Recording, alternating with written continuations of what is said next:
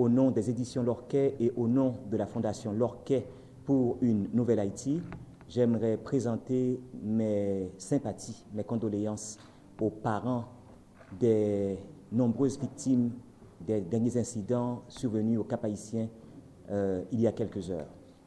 Tout ce qu'on peut dire, c'est que nous souhaitons qu'un jour, dans la nouvelle Haïti dont nous rêvons, le pays aura assez d'infrastructures, assez de structures pour éviter que de tels malheurs, de tels incidents ne se reproduisent.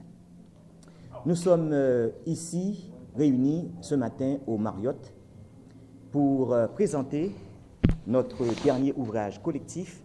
Des intellectuels haïtiens proposent des pistes de résolution de la crise socio-politique.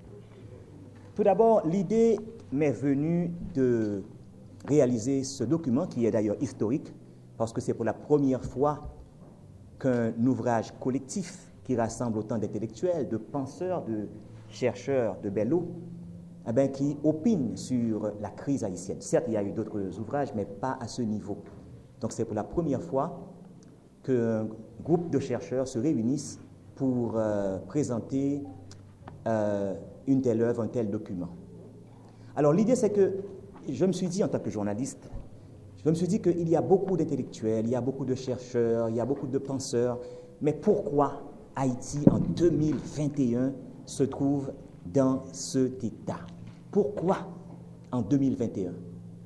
Eh bien, je me suis dit, bon, ce qu'on va faire, puisque, comme vous allez le voir, tous les auteurs que j'ai contactés, ce sont des amis, des anciens professeurs, des confrères, je me suis dit, on va poser les mêmes questions à chaque intellectuel et on va faire un travail scientifique, en ce sens que les différentes réponses qu'on va recueillir, on va faire un travail de dépouillement de manière méthodologique pour aboutir à un résultat scientifique. Ce qui veut dire que par scientifique, j'entends des résultats qui ont été vérifiés, parce que les opinions, tout le monde a des opinions, mais quand maintenant il y a une majorité d'intellectuels qui pensent de la même façon, qui proposent les mêmes solutions pour résoudre la crise récurrente, eh bien ça veut dire que ça devient scientifique. C'est ce que nous avons essayé de faire. Et nous avions posé 6 questions à ces chercheurs et ils ont répondu à leur façon. Ils ont, selon leur point de vue, leur formation, leur perception. Et il y en a même qui ont accepté de faire une entrevue parce qu'ils sont tellement prolifiques, ils ont fait dans notre entrevue et à partir des réponses, on a fait une transcription qui nous a permis de réaliser ce livre. Alors rapidement, je vais vous dire les questions que nous avions posées, que nous avions demandées à ces différents chercheurs. Tous ont répondu à leur façon. La première question était la suivante. Pourquoi, d'après vous, Haïti est-elle toujours sous-développée après 217 ans d'indépendance? 2. Quelle est la plus grande cause des problèmes d'Haïti parmi celles-ci? Éducation, mauvaise mentalité, égoïsme, désir individuel de s'enrichir, manque de patriotisme, absence d'orgueil. 3. Les vraies causes de la pauvreté d'Haïti ne sont-elles pas surtout historiques? 4. La classe possédante économiquement, entre parenthèses la bourgeoisie, est-elle fautive? 5. Que faudrait-il faire pour changer radicalement la situation d'Haïti et prendre le chemin de la stabilité et du développement une fois pour toutes? 6. Comment voyez-vous l'avenir d'Haïti? Êtes-vous optimiste ou pessimiste? Alors, pour ne pas être trop long, voilà comment on va procéder. Je vais introduire ma condisciple en doctorat à l'ISTEA, Madame Belita Bayard, qui a travaillé avec moi au niveau du dépouillement, parce qu'on avait une méthodologie. Donc, elle m'avait aidé à réaliser le dépouillement et à partir de ce qu'on a obtenu comme résultat, on a effectué des tableaux et des graphes qui permettent aux chercheurs de voir en un simple coup d'œil, de comprendre rapidement les réponses. Donc, Belita Bayard va parler de la méthodologie, enfin de comment on a procédé pour faire le dépouillement.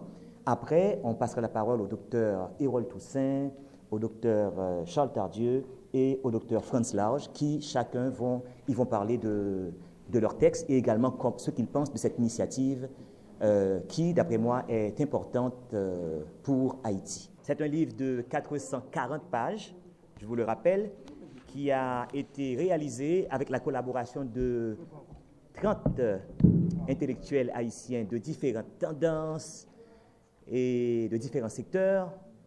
Comme vous le remarquez, bon, ce livre permet de rassembler vraiment l'intelligentsia du pays. Alors j'aimerais dire que ce ne sera pas la dernière initiative. Si nous réussissons vendredi à la vente signature qui aura lieu de midi à 5h PM au Caribé Convention Center Juvena. Donc on espère on invite le public à venir pour supporter les auteurs qui seront là parce qu'ils vont signer également. Je serai là également, donc on invite le public à venir en grand nombre. Alors si on réussit, ce document historique n'est que le début d'une longue série.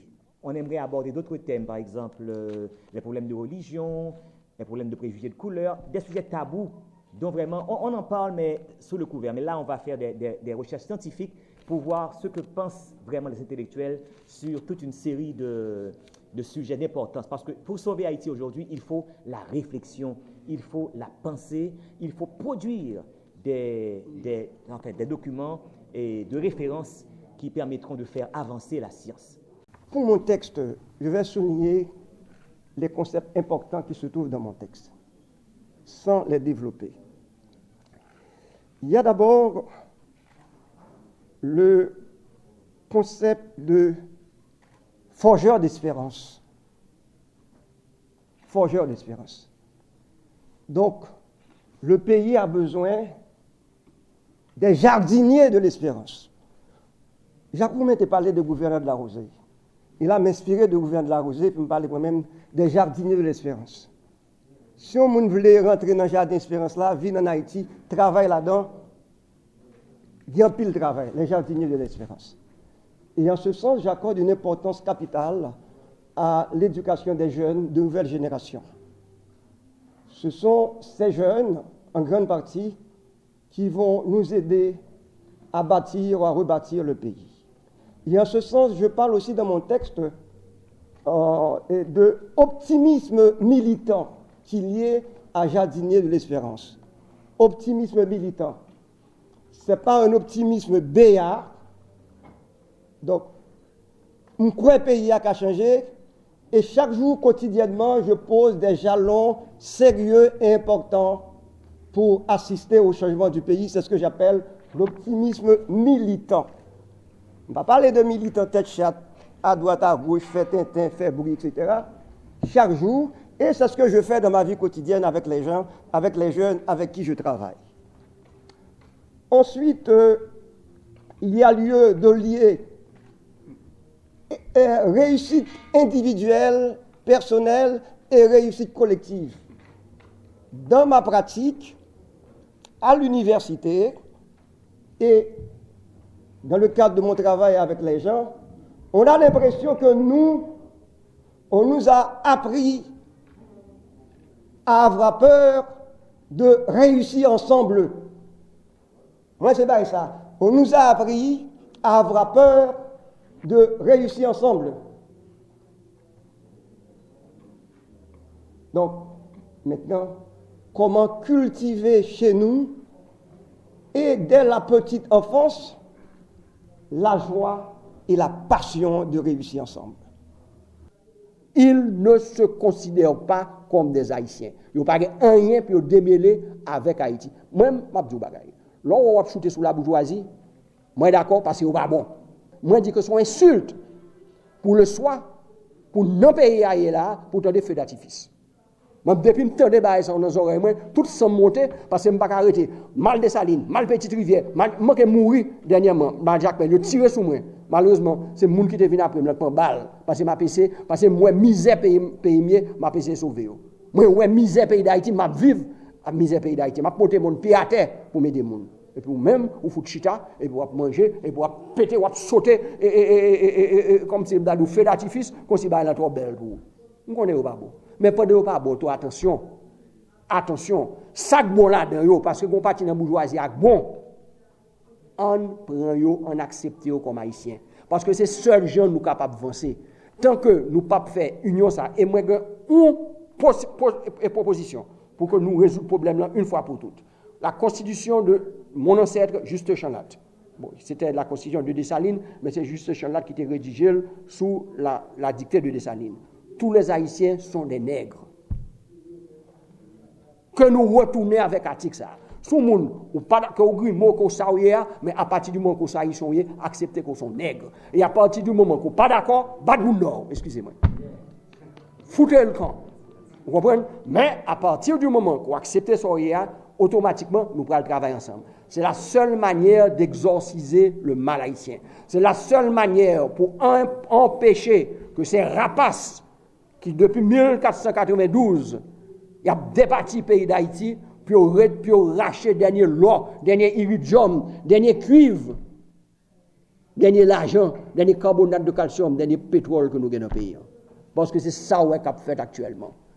Tout cause qui a agité dans la Constitution, et me dit déjà une fois, tout le monde, soi-disant de CEP, de whatever, de Constitution, moi-même, moi attribue le titre de cause et moi désigne à la fureur de la population haïtienne. Parce que ce sont des traîtres à la patrie.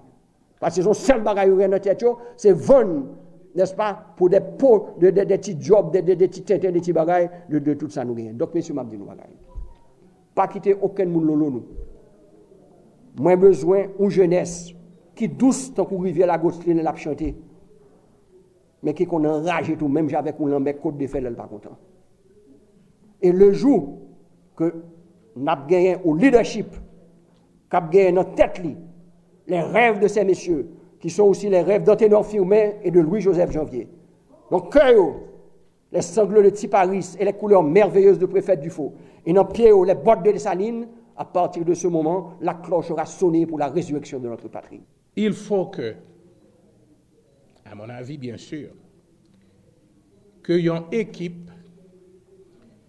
une équipe de jeunes politiciens, de jeunes hommes politiques, compétents, sérieux, nationalistes, modernes, réalistes, déterminés, que l'équipe ça rive prend pouvoir et nous pas quoi c'est un seul homme politique qui est encore Messi qui a venir changer la situation du pays d'Haïti. Il faut qu'on équipe et équipe ça faut honnête, faut sincère et faut livrer résolument lancer pays sous route modernité et sous route développement socio-économique. Donc, pour moi-même, drame pays d'Haïti gagne là dans le tout une dimension politique. Et en réponse que je baille à l'autre question, je parle en pile de une longue tradition de négligence, d'erreur, de corruption des responsables politiques haïtiens et des hauts fonctionnaires publics. Oui. Autrement dit, drame n'a vivre là, il gagne tout. Une racine politique. Deuxième point, dans la réponse que je vais à la question 5 là, je crois que l'équipe ça, qui est à prendre pouvoir, équipe de jeunes hommes politiques, modernes et déterminés, faut arriver à élaborer un plan de développement national à long terme. Mais pas n'importe quel plan de développement. Il y a un plan de développement qui est basé sur une compréhension profonde de réalité pays. Et plan ça, c'est pas un petit groupe d'intellectuels et de politiciens en chambre à Port-au-Prince pour qu'ils écrivent, mais il faut l'écrire de façon participative. Et processus écriture plan ça, il doit engager toutes les forces vives de la nation, de la section communale jusqu'à la capitale, en passant par la commune, le département, etc. Plan ça, il doit d'abord et avant tout résultat d'un consensus national. Donc, autrement dit, tout problème éducation, problème économique, problème santé, les grands problèmes, les grands défis de la société haïtienne, plan ça a supposé aborder toutes questions ça et il fait de façon participative que tout secteur dans la société a participé là-dedans.